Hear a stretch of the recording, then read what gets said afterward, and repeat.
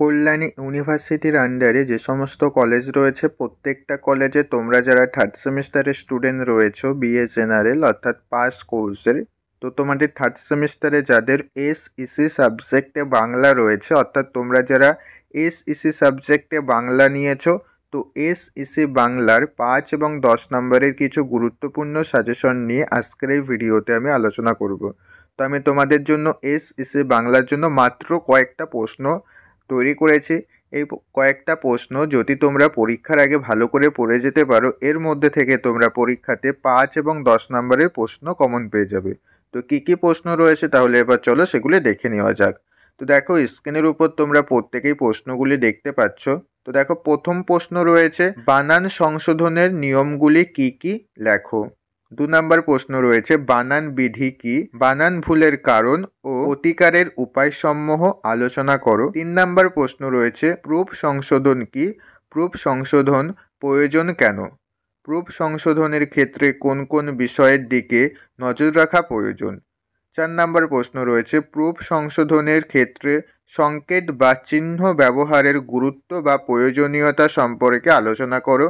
5 নম্বর প্রশ্ন রয়েছে, বাংলা বানানের বিধিতে বফালা ও মফালার উচ্চারণ বা ব্যবহার সম্পর্কে লেখো। 6 নম্বর প্রশ্ন রয়েছে, গ্রন্থ পর্যালোচনার ক্ষেত্রে সমালোচকদের নিরপেক্ষ দৃষ্টিভঙ্গি কেন প্রয়োজনীয় আলোচনা করো।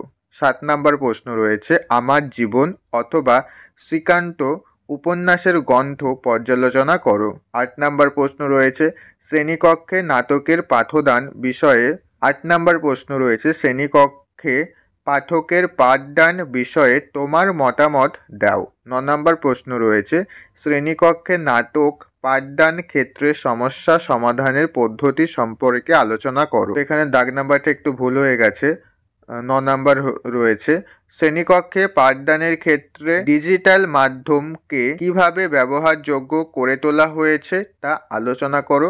10 নম্বর প্রশ্ন রয়েছে, তোমাদের পাঠ্য গল্পে নাট্যরূপ কিভাবে প্রস্তুত করবে সেই বিষয়ে তোমার মতামত দাও। 11 নম্বর প্রশ্ন রয়েছে, তুমি কিভাবে একটি আলোচনা চক্রের পরিকল্পনা করবে সেই বিষয়ে সংক্ষিপ্ত টিকা লেখো।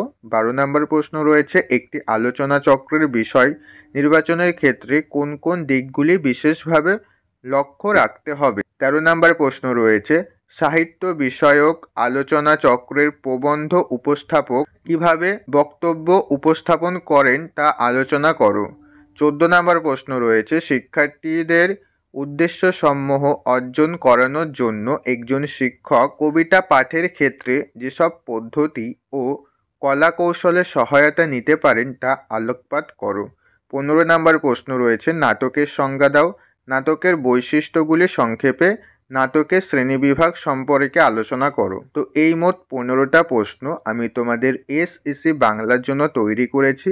তো এই 15টা প্রশ্ন খুব গুরুত্বপূর্ণ প্রশ্ন রয়েছে এবারের পরীক্ষার জন্য। তো এই 15টা প্রশ্ন তোমরা প্রত্যেকেই ভালো করে পড়বে, ঠিক আছে। এই প্রশ্নগুলির মধ্যে আশা করছি তোমাদের অনেক প্রশ্নই পড়া হয়ে গেছে, আর যে প্রশ্নগুলি পড়া হয়নি তোমরা পরীক্ষার আগে ভালো করে পড়ে নেবে, তাহলেই হয়ে যাবে। আর আমি যে প্রশ্নগুলি দিলাম এই প্রশ্নগুলি বাদেও তোমরা পারলে আর কিছু প্রশ্ন পড়ে যেও, ওকে। তো এই ছিল তোমাদের এসইসি বাংলা সাজেশন। তো আজকের এই ভিডিওটা যদি তোমাদের ভালো লেগে থাকে ভিডিওতে অবশ্যই একটি লাইক করে দাও এবং ভিডিওটা তোমার বন্ধুদের মধ্যেও শেয়ার করে দিও যাদের এসইসি বাংলা রয়েছে তাদের মধ্যে। তো আজকের ভিডিও এই পর্যন্ত, আবার দেখা হচ্ছে পরবর্তী ভিডিওতে। তোমরা সবাই ভালো থেকো।